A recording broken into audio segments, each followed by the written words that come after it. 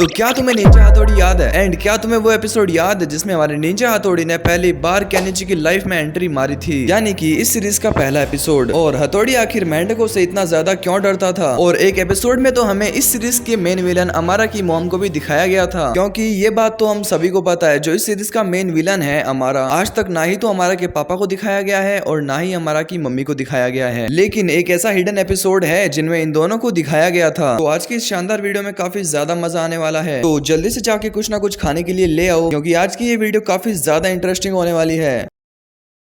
तो एपिसोड की शुरुआत में हमें केनिची को दिखाया जाता है जो कि मस्त अपना टीवी एंजॉय कर रहा होता है एंड वहीं पर पता नहीं कहां से तो इस निंजा हथौड़ी की एंट्री हो जाती है। और केनिची भी क्यूरियस होके पूछता है, बेटे कौन है तू?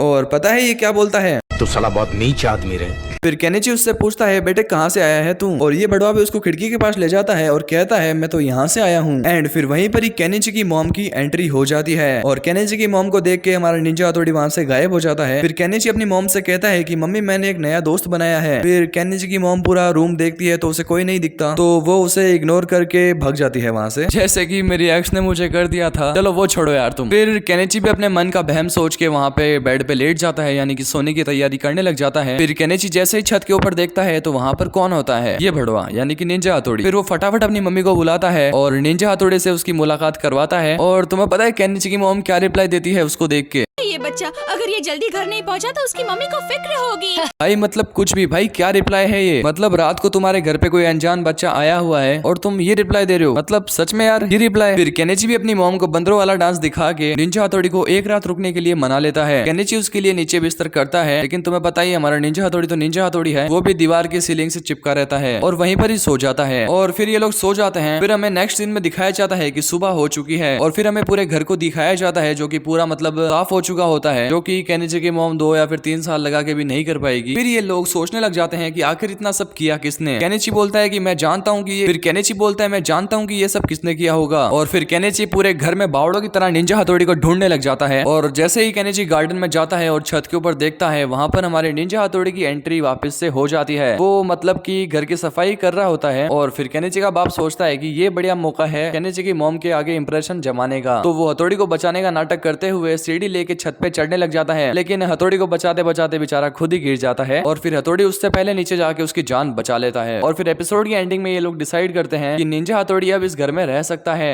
तो देखो यार अमारा की स्टोरी काफी ज्यादा इमोशनल है, क्योंकि जो हमारे अमारा के डैड होते हैं वो एक कोगा निंजा होते हैं और एक बार एक युद्ध के दौरान उनकी मौत हो जाती है। फिर अमारा की मॉम को लगता है कि अमारा भी अगर यहाँ पर रहेगा तो वो भी अपने पापा की तरह एक ना एक दिन मर ही जाएगा। तो जो हमारे अमारा की मम्मी होती है वो अमारा से काफी ज्यादा प्यार भी करती थी, बट उन्होंने अपने दिल पर पत्थर रख के अमारा को शहर में भेज दिया होता है, क्योंकि वो नहीं चाहती है कि वो भी अपने पापा की तरह एक ना एक दिन मर जाए। और वो उसे ऐसा कह के भेजती है, तुम वहाँ पर अपनी ट्रेनिंग भी जारी रखना और किसी को भी पता मत चलने देना कि तुम एक कोगा निंजा हो। और वो अमारा की सेफ्टी के लिए कियो नाम के बिल्ले को भी साथ में भेज देती है। तो यार जो हमारे अमारा की स्टोरी है वो सबसे ज्यादा इमोशनल है। तो अब तुम ये भी जानना चाहते होगे हथौड़ी के छोटे भाई शिंजो ने इस शो में एंट्री कैसे मारी, या फिर केनिची के घर में अपनी जगह कैसे बनाई, या फिर यही मान लो कि प्रॉपर्टी का तीसरा हिस्सा कैसे आया। तो देखो एपिसोड की शुरुआत में हमें शिंजो को दिखाया जाता है जो कि ट्रेन से ट्रेवल करके कहीं से तो आ रहा होता है, कहीं से तो क्या मतलब ईगा टाउन से ही आया होगा। वो एक मोटी सी आंटी के पीछे छुप के आ रहा होता है ताकि उसे कोई पकड़े ना, लेकिन वहां पर जो गार्ड होता है वो उसे देख लेता है और वो उससे उसका टिकट मांगता है, लेकिन वो मना कर देता है कि मेरे पास तो नहीं है कहकर। फिर वो गार्ड उसका पीछा करता है, लेकिन शिंजो अपनी निंजा टेक्निक दिखा के वहां से निकल जाता है। फिर शिंजो सीधा एंट्री मारता है केनिची के घर में और वहां पर वो चुपचाप आके हमारे केनिची के बाप की गोदी में बैठ के मतलब जो सामने टेबल पे खाने के लिए रखा होता है उसे खाने लग जाता है उनसे बिना पूछे। और वो लोग भी सोचते हैं आखिर ये कौन बच्चा है जो बिना बताए घर के अंदर आ गया। फिर अचानक से उसे याद आता है कि उसे तो हथौड़ी को भी ढूंढना है।